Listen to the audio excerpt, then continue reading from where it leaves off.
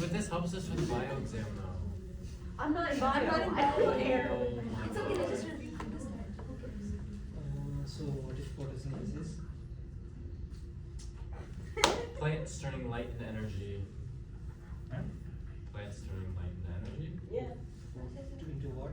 Or light energy into glucose Okay, only light energy? And oxygen. and water.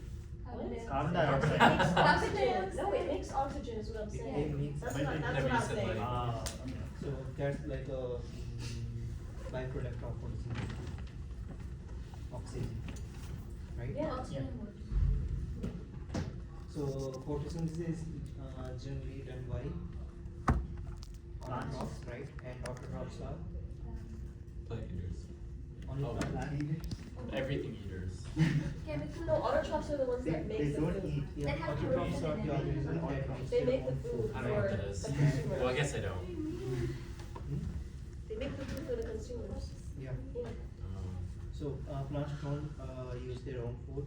The food they make is not used by plants. Huh? I mean,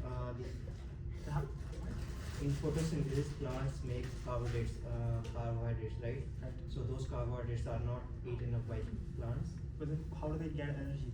Yeah. So they make their own food, and that extra food is consumed by other organisms like heterotrophs, right? And photosynthesis is carried out by only by plants or by any other organism besides plants. Chemoautotrophs. Photoplankton? Phytoplankton? Phytoplankton. Okay. Phytoplankton. Algae, Yeah. algae, fungi, That's fungi are not autotrophs. Only algae. Yeah. What about blue-green algae? Blue-green algae. Is photosynthesis is done by bacteria? Yeah. oh wait, that's N-oxygenate photosynthesis is done by bacteria, right? What is N-oxygenate photosynthesis? N-oxygenate photosynthesis. It doesn't produce oxygen. Yeah, but that's a type of photosynthesis which doesn't produce oxygen. Okay, so bacteria also do photosynthesis, but the type of photosynthesis which is done by bacteria are N-oxygenate one, not the oxygenate one. Okay, so in photosynthesis there are mainly three reactions. Okay, first one is the capturing of sunlight, right? You need energy to create something, right? And here plants are creating or synthesizing carbohydrates. So first step is the capturing of light, and that light comes from sun. So first step is the capturing of sunlight.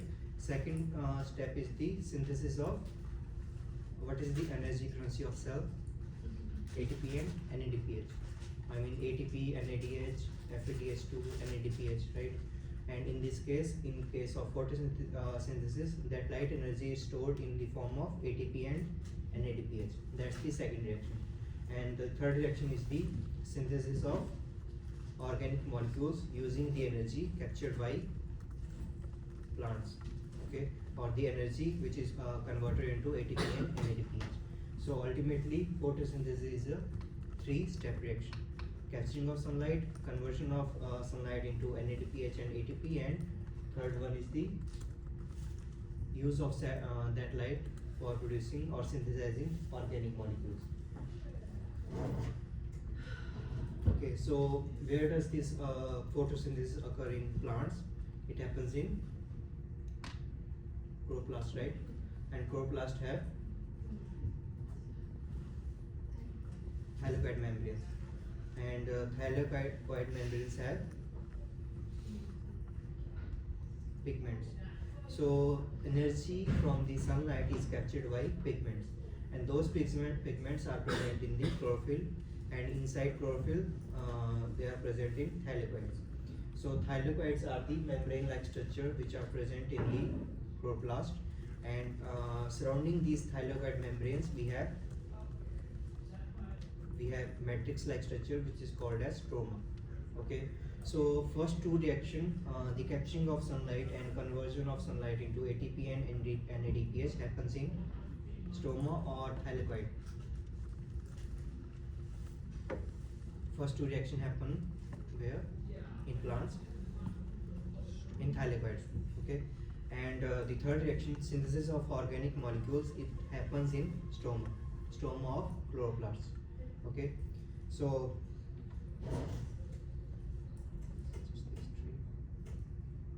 okay, so light, what's light energy? Define light energy.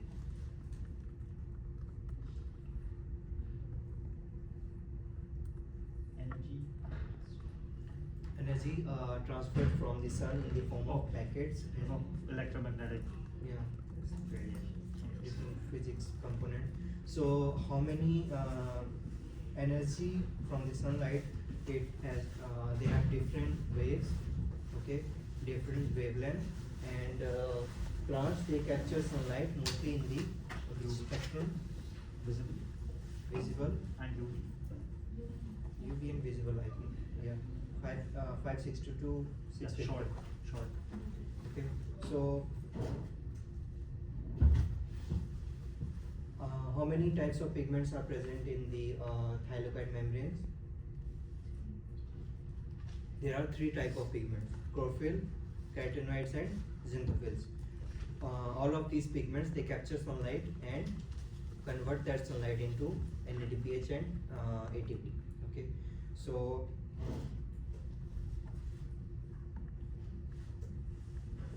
how do these pigments, they capture sunlight and convert the sunlight into energy, ATP or NADPH?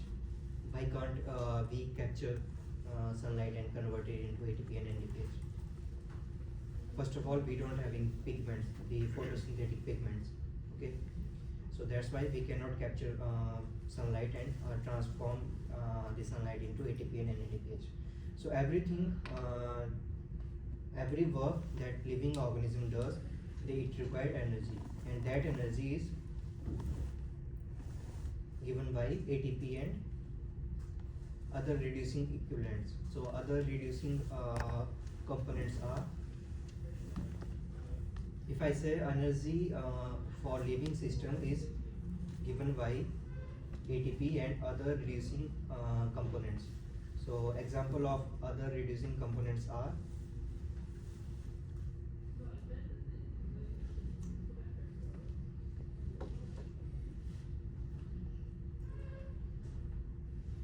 besides ATP there are NADPH, right? So NADP is a reducing component or not? NADP is a high energy compound, right? NADH is also a high energy compound. So is the FADH2. So ATP and other reducing equivalents or other reducing organic compounds are NADPH, FADH2, and all this. But photosynthesis is carried out by only NADPH, not by NADH and FADH2, right? Right or wrong? Right? So first of all, for transfer energy from one organic molecule to another organic molecule, what do we need? Which carries energy from one organic molecule to another organic molecule? If we want to transfer energy from one molecule to another, what do we need? Electrons. Electrons. Okay, so energy is carried out by electrons. Okay, so here we have electrons. Okay, so all the energy which is captured by these photosynthetic pigments, that energy is transferred to a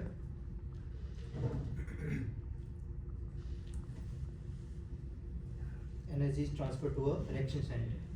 Okay, so in case of bacteria, that reaction center is P870. 870 is just the wavelength at which this reaction center capture energy. Okay, so every energy which is captured by different molecules or different pigments, it is transferred to a reaction center, and after transferring of energy, you need some electrons to transfer energy from one molecule to another molecule. So that energy is transferred to a electron. After getting energy from the reaction center, that high energy electron is transferred from one system or one organism or one molecule to another molecule. Okay, so excited electron with energy transferred to ferredoxin. From ferredoxin it is transferred to VF6 complex.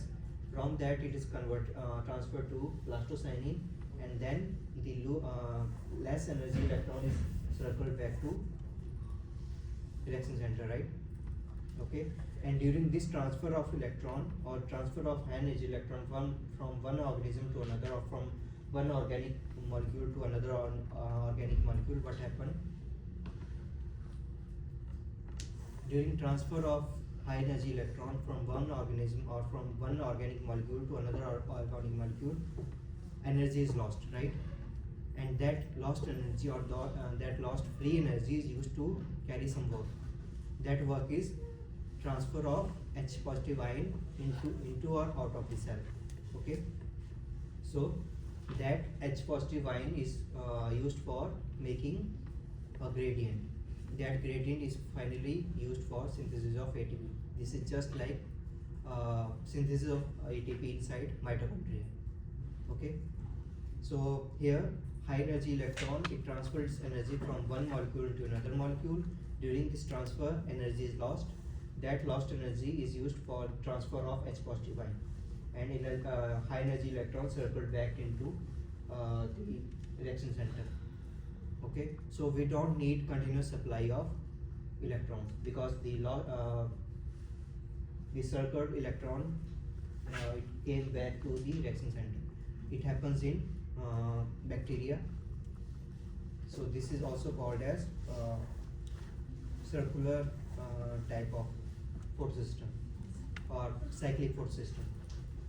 And in case of plants, we have two photosystems. Okay, so photosystem 1 and photosystem 2. So this is a non-linear linear type of photosystem. So this one is called as non-cyclic photosystem. So first of all, energy is captured by different pigments. That energy is transferred to a reaction center. First it is P680. Okay, so during this, and the energy is transferred to high energy electron. But in this case, that electron comes from splitting of water. Okay, remember this is the non-cyclic photosystem. Okay, at each and every cycle one electron got lost. Okay, so you need continuous supply of electrons for carrying energy, and that electron comes from splitting of water. If this is a cyclic type of photosystem, we don't need continuous supply of electron, because electrons circle back to the photosystem. So high energy electron, all the pigments, they gather energy, gather light energy, transfer their light energy to a reaction center. That reaction center split a water molecule, gain electron from splitting of that water molecule, transfer energy to that electron, and electron, after gaining the energy, transfer to the another electron acceptor. During this, energy is released. That energy is used for the synthesis of ATP, and after that, the less energy electron is transferred to the next reaction center or the next photosystem, which is P700. Okay, so P700 also capture energy, transfer energy to the reaction center, and after that it transfers energy to the electron. After that, electron got excited and transfers energy to the ferredoxin, and during this electron loses energy, and that electron is used for the synthesis of NADPH. So during all this step, one ATP molecule is synthesized and one NADPH molecule is synthesized. Okay, so ATP is synthesized by photosystem 2 and NADPH is synthesized by photosystem 1. Okay, and this is the non-linear type of photosystem. So electron excited by P680 doesn't come back to the original molecule. So that's why we need continuous supply of electron, which and in this case that electron is given by splitting of water. So this is the overall reaction happening in the thylakoid membranes. So in case of photosystem 2, it transfer electron, high energy electron to some other molecules, and during this H positive ion they came into the thylakoid membrane from stoma. Okay, and in photosystem 2, photosystem 1, the electron is transferred to NADP positive. It that further leads to the synthesis of NADPH inside the stoma. But what happen for making carbohydrate or for fixation of carbon dioxide, we need 1.5 molecules of ATP and only 1 molecules of NADPH. And during one photosystem reaction, photosystem 2 makes ATP, photosystem 1 makes NADPH. So during one cycle, only 1 molecule of ATP and 1 molecule of NADPH are synthesized. So how do we synthesize 0.5 extra molecules of ATP?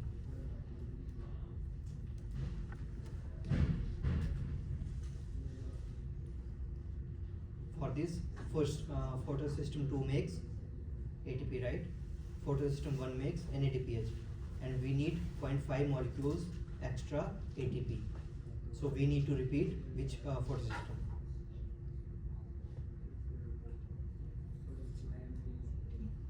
2. Okay. So what happened when photosystem 1 2 excited its electron and transfers electron to photosystem 1, the excited electron from ferredoxin got transferred back to the photosystem 2 for making extra ATP. So in this case, the cyclic reaction is happening instead of non-cyclic. So in plants, sometimes for making that extra 0.5 molecules of ATP for fixation of carbon dioxide, non-linear type of photosystems can be converted into cyclic photosystem for making that extra ATP. And after that, the stored ATP and NADH are used for the synthesis of organic molecules, and in this case carbohydrates. So that third reaction, the first remember photosynthesis is a 3-step reaction. First two steps reaction are also called as light reaction. The third reaction is called as it is also known as dark reaction. So here ATP and NADPH, which are synthesized by photosystems, are used for the synthesis of carbohydrates, and that reaction is synthesis is done by Calvin cycle. So Calvin cycle is a what is a Calvin cycle?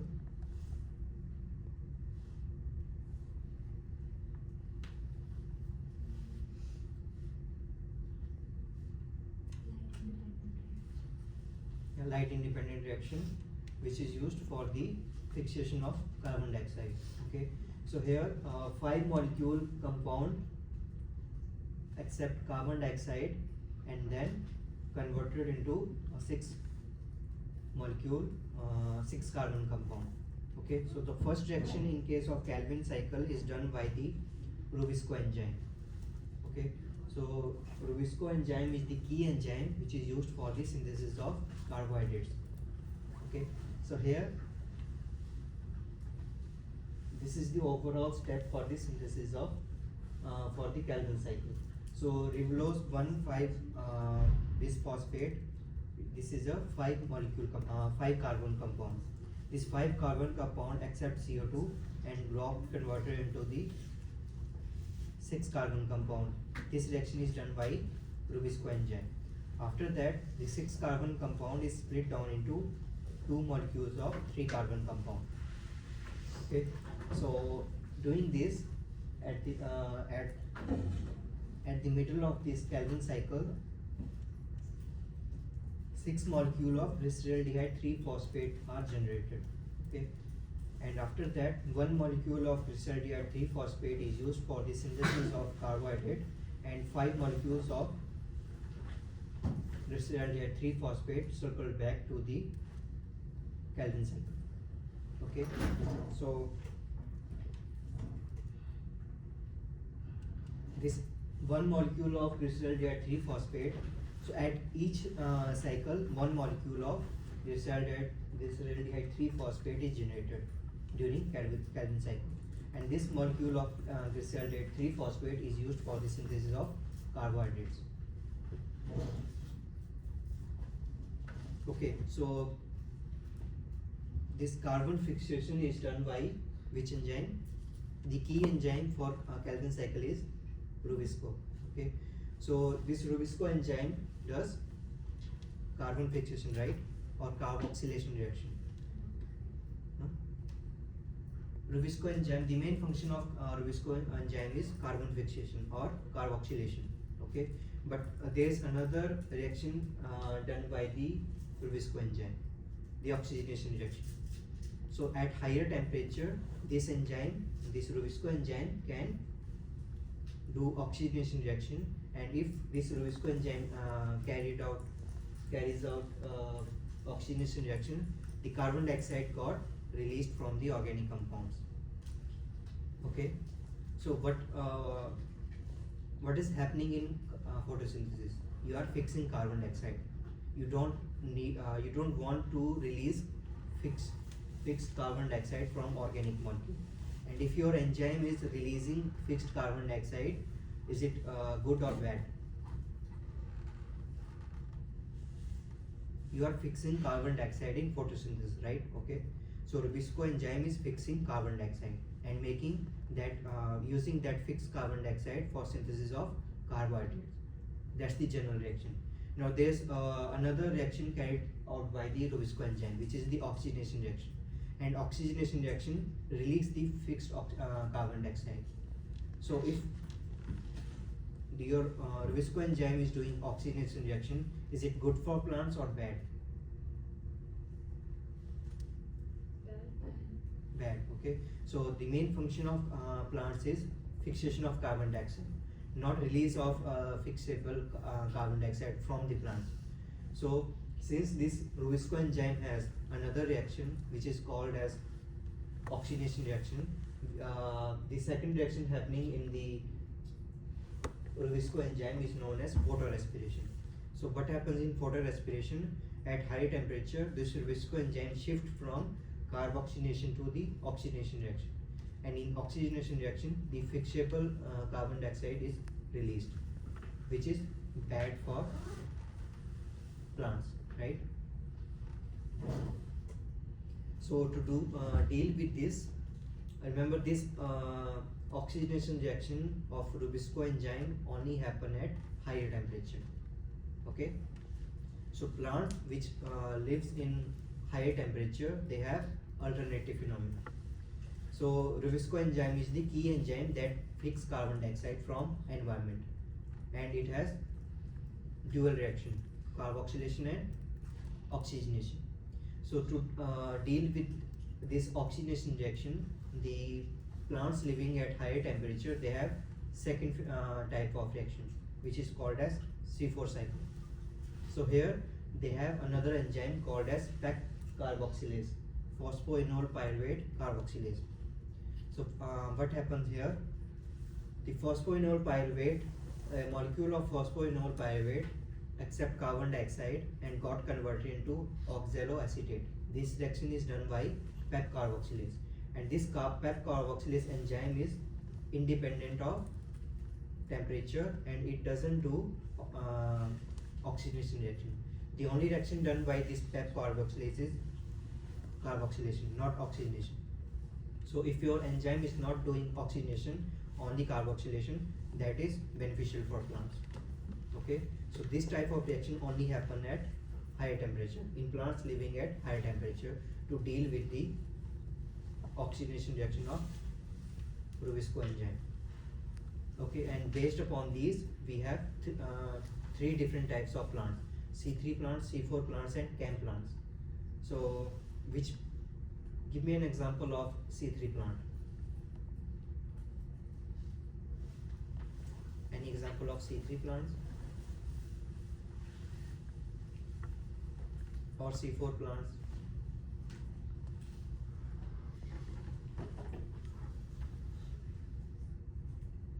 Cactus. Cactus is a chem plant, yeah. So there's, in some other plants known as chem plants, what happen, this C4 or this capturing of carbon dioxide from the environment, it happen at night. Okay, so at night the temperature drops. So at night when temperature drops, the stomata of the plants, they open up and accept carbon dioxide, so that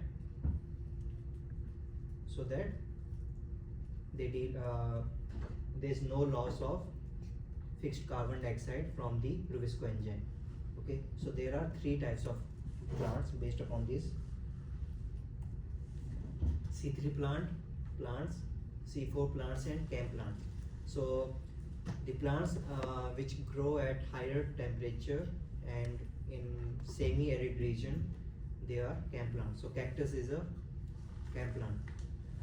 Maize, sugar beet, sugarcane, they are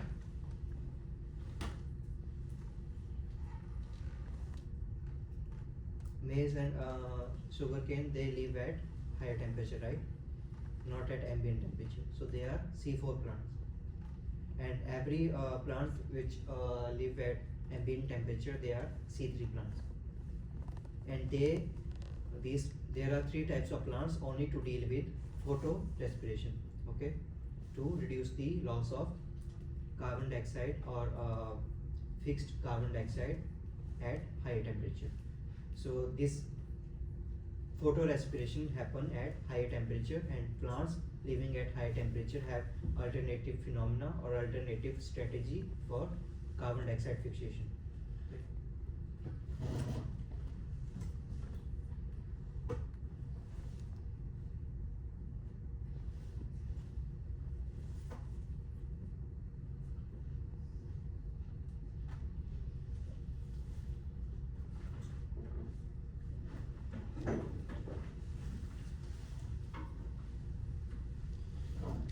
So how many biomolecules are there in universe or on Earth? How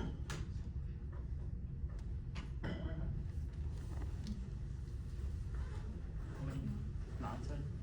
Hmm? What was the question? How many biomolecules are there on Earth? Was it like 20 something? 4. 20,000. Oh. So It's 4. which are Lipids, Carbohydrates, amino lipids. acids, carbohydrates. Oh. Amino acids. carbohydrates, proteins. Aminos are the building blocks Of of proteins. So nucleic acids? nucleic acids and lipids. Okay, so if you want to study these biomolecules, what's the first thing you want to do?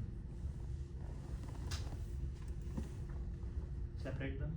Yeah, so Distinguish. yeah, so if you want to study these biomolecules, for example, if you want to study proteins, you need to separate proteins from carbohydrates, lipids and nucleic acids. So every cell has millions of biomolecules in them, right? And if you want to study proteins inside a cell, you need to separate your targeted proteins from other biomolecules and from other proteins also. So in techniques of biochemistry, first thing we need to do is separate or separation of different biomolecules. So that separation was first done with the help of chromatography. So first of all, chromatography is the separation of pigments, okay, pigments from mixture. So remember in chlorophyll there are three types of pigments, right? Chlorophyll, xanthophyll and carotenoids. So if you want to separate these pigments, you will apply chromatography. And this separation is done with the help of on the basis of polarity and non-polarity. Okay, so these pigments are polar or non-polar.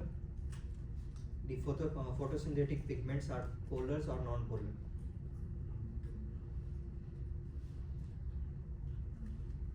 Polar or non-polar?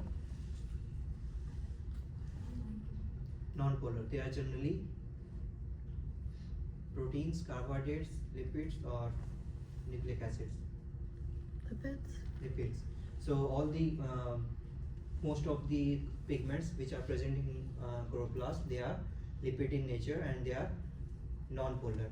So if you want to separate these, you can apply chromatography. So in chromatography you have a stationary phase and a liquid phase. So in case of stationary phase, we have chromatography is of two types, planar and column.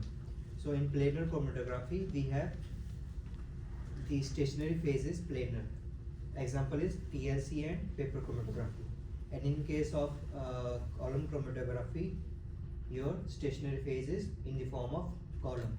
Okay, so in case of paper chromatography, you apply your pigments at the bottom of a paper, and then you submerged your that filter paper with your compound into a mobile phase. So in here, mobile phase is paper is polar or non-polar? Polar. Huh? Polar. Yeah. So if your paper is polar, you need to separate your pigments based upon polarity. So your mobile phase should be non-polar. So if you dip your paper inside a non-polar solvent, the pigments will start to move up with the solvent. Okay, and in doing so, your pigments will get separated. And in case of thin layer chromatography, you have a thin layer of silica gel applied to a glass or a piece of glass, and it's just like the paper chromatography. And after applying your pigments, you need to submerge your this TLC plate into a non-polar solvent, and while you do that, your pigment will get separated when solvent will move up onto the TLC plate. Okay.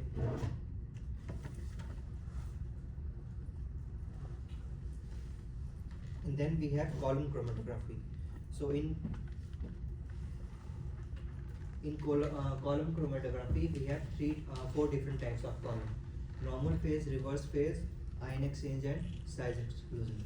So in here, instead of a piece of paper or piece of glass, you apply your stationary phase inside a column. So this is a column. You apply your silica gel, or you fill this column with your silica gel. So silica is polar or non-polar? Polar. Okay, so silica is polar. So you fill this column with the silica gel, and then you apply these pigments, or you fill this column with your pigments. And you want to separate your pigments into individual components. You want chlorophyll A, B, carotenoids, and xanthophyll separated from each other. So how can you do that?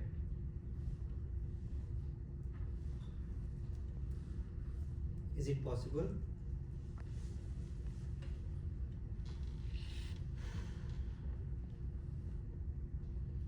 You have mixture of chlorophyll A, B, carotenoids, and xanthophyll. You filled one of the column with silica gel, okay, which is polar in nature. Your pigments or mixture of pigment is non-polar in nature. So you want to separate your pigments into individual components. Can you do that using this column chromatography, this normal phase column chromatography?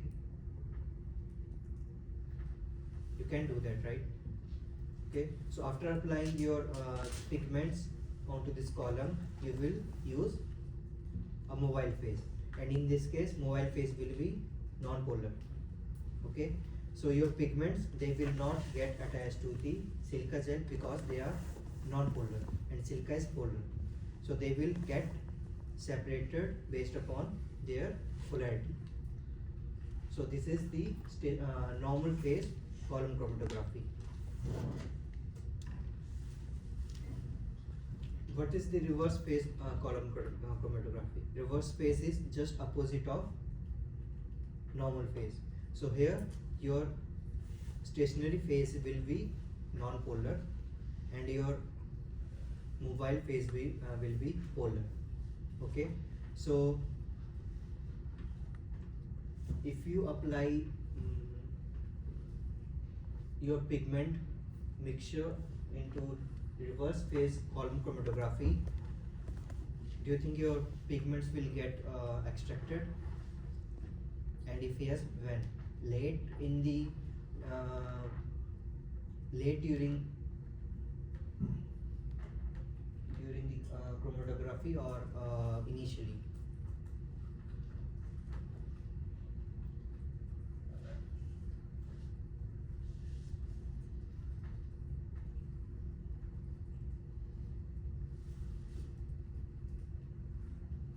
Your column is non-polar, your pigments are non-polar, your mobile phase is polar. Okay, so do you think the pigments will get eluted initially or late in the during chromatography?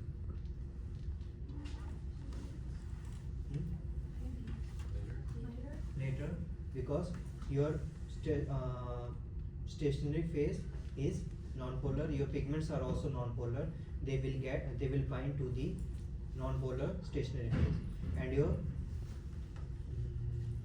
mobile phase is polar.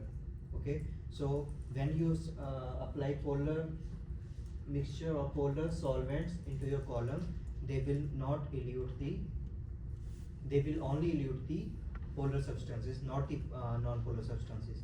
Okay, and after, if you want to remove the or elute the non-polar substances, you need to apply the non-polar solvent. Okay, so non-polar solvent will exchange the attached pigments with the mobile phase. Okay, and then we have cation exchange chromatography. So in case of cation exchange chromatography, your stationary phase is negatively charged. Okay, so your stationary phase is negatively charged. So a negatively charged stationary phase will bind to the which types of ions? Positive charged ions, right? Anions. Okay, right? So if your stationary phase is negatively charged, your negatively charged phase will attract or attach themselves to the positively charged ions, right? Okay, so that's why it is called as cation exchange. So cations will get attached to the stationary phase, and in when you apply some solvents or some mobile phase, the first thing which will get eluted are the negatively charged or neutral species, and your positively charged species will elute later in the chromatography. And then we have anion exchange, which is opposite of cation exchange chromatography. So cation exchange, anion exchange chromatography is used for the separation of negatively charged species, and here negatively charged species will elute later in the chromatography. And then we have size exclusion chromatography. So in size exclusion chromatography, the species or different components are separated based upon their size. Okay, so here the stationary phase or the beads have some internal compartments in them. Okay, they have little holes in the beads. So when you apply your mixture or analytes onto the chromatography, the smaller fragments or smaller molecules will go inside the inside the holes of these beads. Okay, so they will elute later in the chromatography. While the bigger size molecule, they are not allowed to go inside the beads. So they will go at inner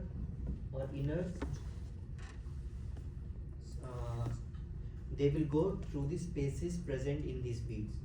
Okay, so higher or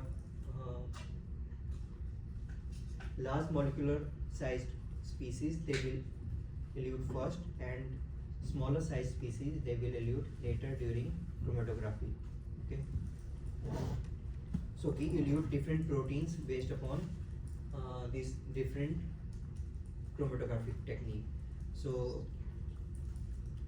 cation exchange chromatography is used for the separation of positively charged proteins. Anion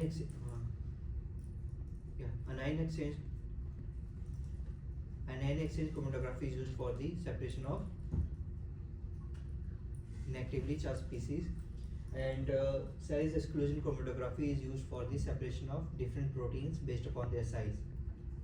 Okay, so if you have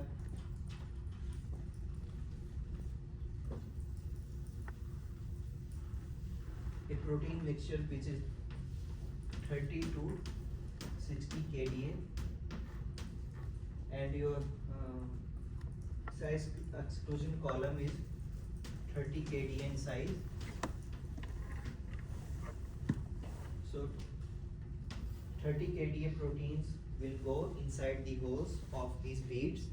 So 31 to 60 kDa proteins will get eluted first, and during later in the chromatography, the proteins which are smaller than 30 kDa will elute later in the chromatography.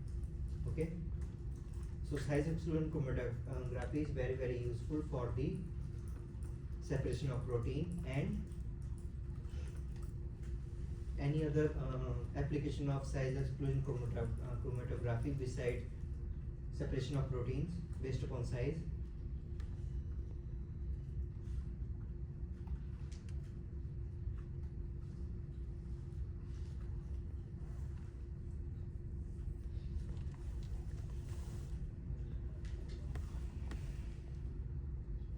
Anyone? Sir, was a question? So size exclusion chromatography is used for the separation of proteins based upon size. Okay, any other application of size exclusion chromatography besides separation of proteins? Yeah. Example?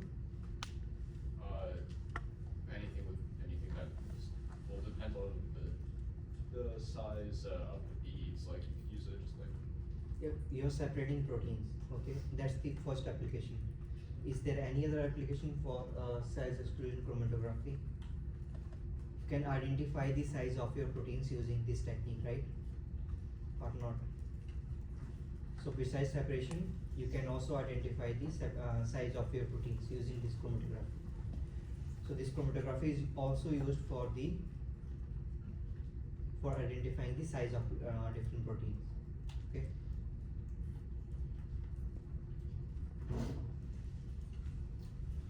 And then we have gas chromatography. So gas chromatography is used for the separation of compounds which are volatile in nature. Okay, so any compound which can be converted into gaseous phase are used for the these compounds are only separated based upon gas chromatography. So lipids are generally the biomolecule which can be converted or which are mostly volatile. So lipids are mostly separated based upon gas chromatography. And then we have HPLC, high performance liquid chromatography. So in column chromatography, if you apply some pressure onto the column, the separation will be happen faster. Okay, so high performance chromatography is only different from other chromatography because they have high pressure pumps which are used for the separation of faster separation of different molecules. And Then electrophoresis is used for the separation of compounds, generally nucleic acids, based upon size and charge and shape. Okay, so electrophoresis is used for the separation of different compounds based upon size, charge and shape. And in case of DNA is separated using agarose gel electrophoresis, right? Okay.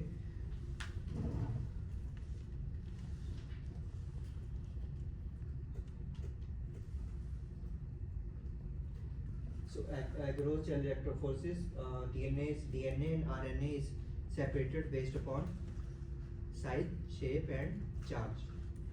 Okay, and if we have a DNA which is 30 kb in size and another DNA fragment which is 60 kb in size, which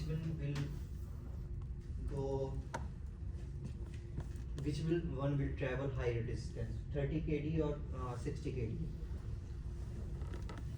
Sorry, kb. If you are separating two DNA fragments from each other, one DNA fragment is 60 kb in size and another is 30 kb in size, which will travel higher distance? 30, because it is smaller in size. Okay, so if you have two DNA fragments which are both are 60 kb in size, the only difference, one is super coiled and another one is uncoiled. Which one will move? Which one will travel higher distance? So one is compact, another one is non-compact. Compact DNA will move faster. Okay, because if you have a rubber ball which is compact and a piece of wool, okay, which is not non-compact, the ball will move faster because it's compact in shape.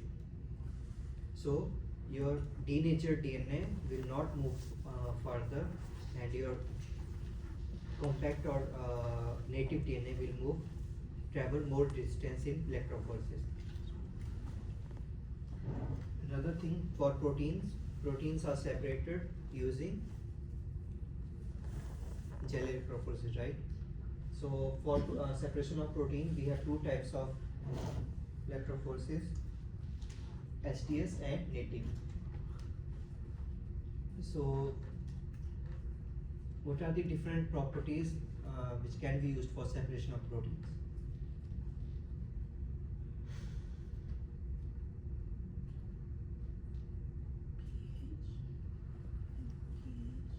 Charge,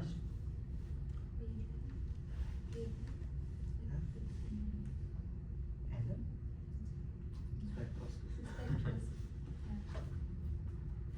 spectroscopy is used for differentiation, not separation. You want to separate proteins. Like you don't want to identify the one. Yeah.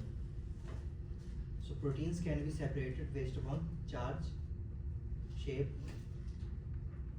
size, right? Or you can use like a membrane. Use a membrane, like a semi-permeable. But you cannot. You can also do that. But It's not effective. you want to separate proteins individually. So there are three properties of proteins which can be used for separation: charge, shape, and size. So, but the main problem with charge is it is very hard to determine the charge on a protein, right? Right. So for separation of protein, we have STS.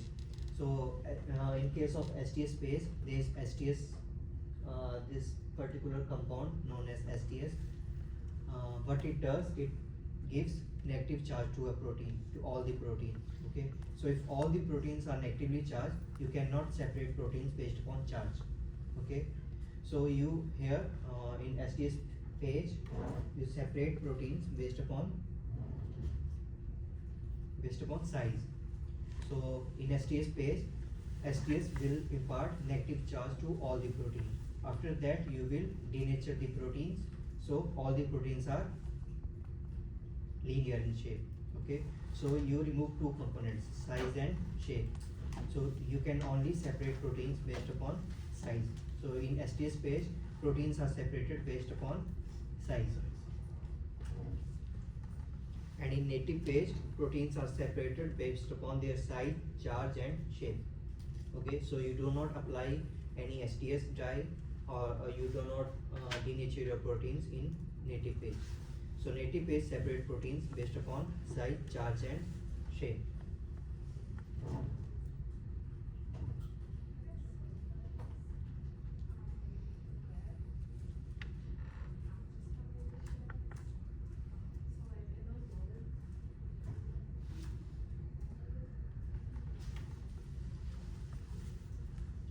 So all cells they divide for mainly for two purposes, which are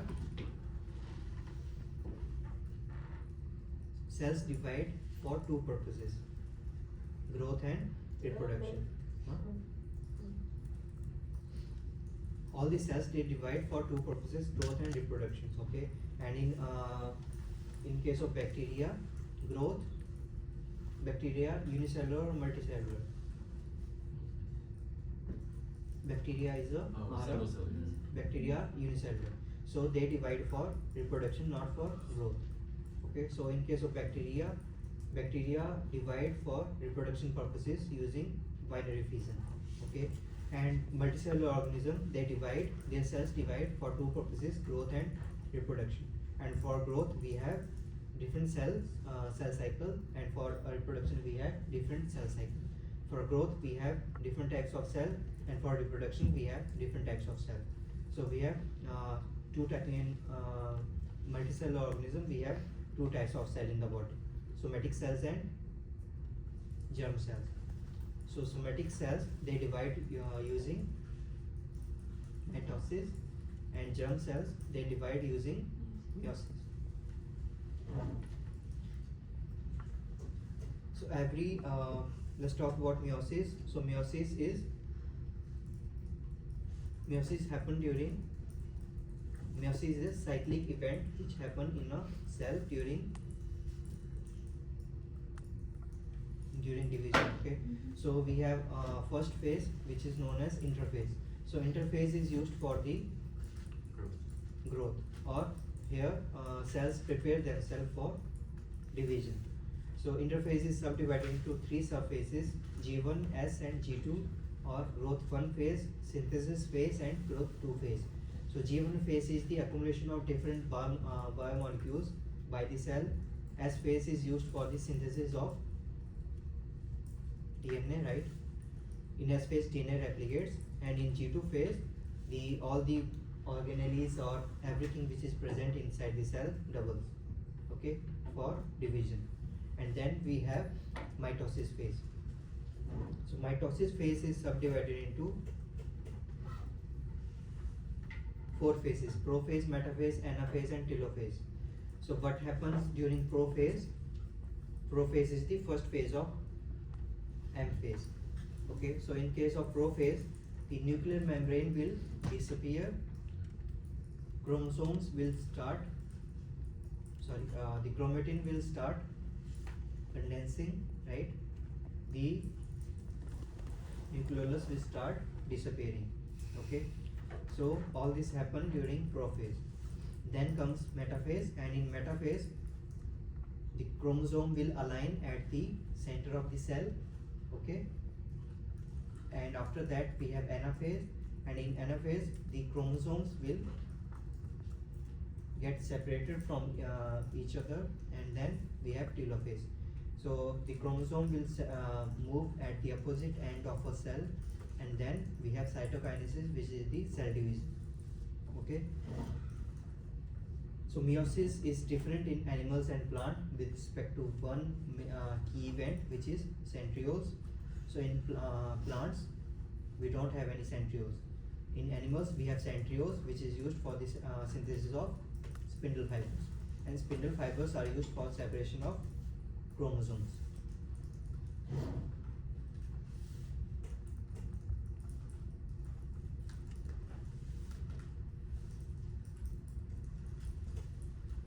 So at the end of mitosis, we have how many cells? 2 cells. And these 2 cells are identical to each other. Okay. And this mitosis is generally controlled at different checkpoints. We have G1, G2 and M checkpoint. So these checkpoints are used for controlling the cell division. Okay. So G1 checkpoint is the main checkpoint. If cells, the rapidly dividing cells, they pass this checkpoint fairly easily, but the differentiated cells, they cannot pass this G1 checkpoint. So differentiated cells are always in the non-dividing phase or G0 phase. After that, we have another checkpoint at G2. G2 checkpoint mainly see if all the DNA is replicated or not, and if all the DNA is replicated, the cells will pass G2 checkpoint, and then we have M checkpoint. So M checkpoint is mostly at the metaphase stage, and it sees if all the chromosomes are aligned together and if they are ready to be separated from each other or not. The non-sister chromatids are ready to separate from each other or not. Then we have meiosis.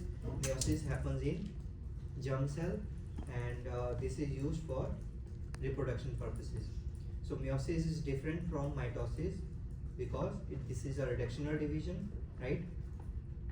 Meiosis is a reductional division. So chromosome reduced during in meiosis. Okay. So meiosis is subdivided into meiosis 1 and meiosis 2. Okay. So meiosis 1 is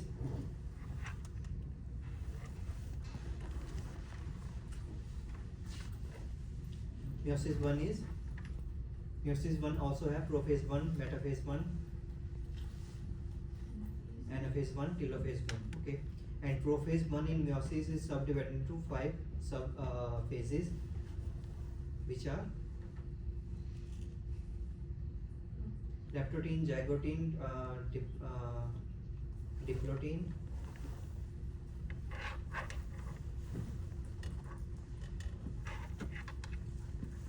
can you name it, any these sub parts of prophase 1 in meiosis 1? Leptotene, zygotene, pachytene, diplotene and diakinesis, right? Crossing over happens in pachytene stage. Okay, right? And what is crossing over? Exchange of genetic material between sister chromatids or non-sister chromatids. Sister chromatids or non-sister chromatids. Sister chromatids. No?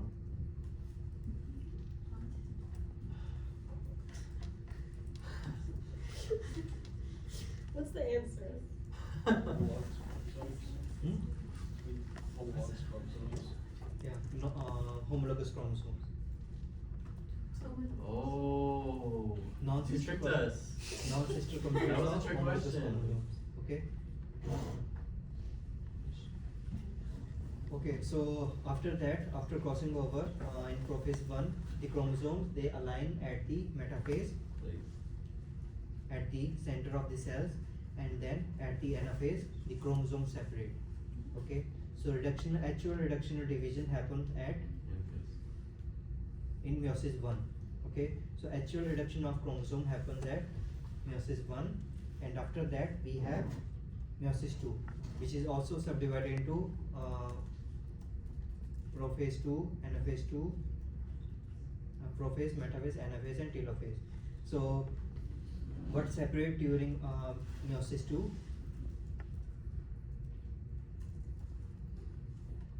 DNA gets half during metaphase 2, and chromosome gets half during anaphase 1. That's the main reason for doing these two meiosis events. and at the end of meiosis we have 4 different cells, and these cells are different from each other. So comparison of meiosis and mitosis, number of cells in meiosis are 2, and in case of meiosis 4. The cells are identical in meiosis while the cells are non-identical in mitosis. Why? Because of crossing over, right? And the number of chromosomes gets half in meiosis, while in case of mitosis the number of chromosomes are equal. And this mitosis happens in somatic cells and meiosis happens in germ cells. So if you have 2n number of chromosomes, the number of chromosomes at the end of mitosis will be 2n. 2n, right? But in if you have 2n chromosomes, the number of chromosomes per cell in meiosis will be Oh, n. sorry, I glitched. Okay, so the role of mitosis is growth and repair, and the role of meiosis is sexual reproduction only. So that's it. If you have any questions, I have a question about the essay. yeah. Are we allowed to reference like a TV show based off of the opioid addiction? Yeah.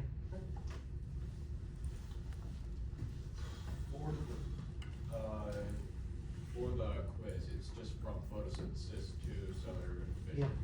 Yeah. Oh, that's it. Wait, So- what? What's happening? I don't know what's happening. So it's just 2 PDFs. So and till energy and metabolism we already covered, right? Yeah, Yeah. we Yeah. did. So from photosynthesis, techniques and cellular division.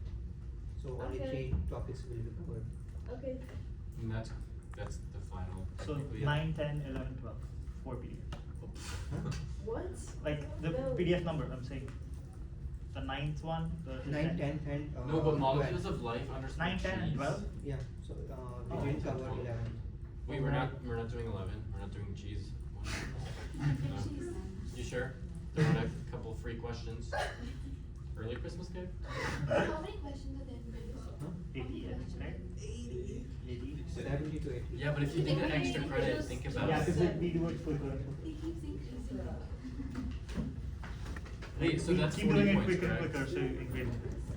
Wait, when's the quiz again? 9.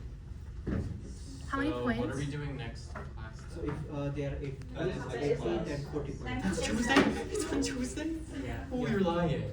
Oh, you're lying. No, it's not. Oh, you're lying. It is Oh, Tuesday. you're making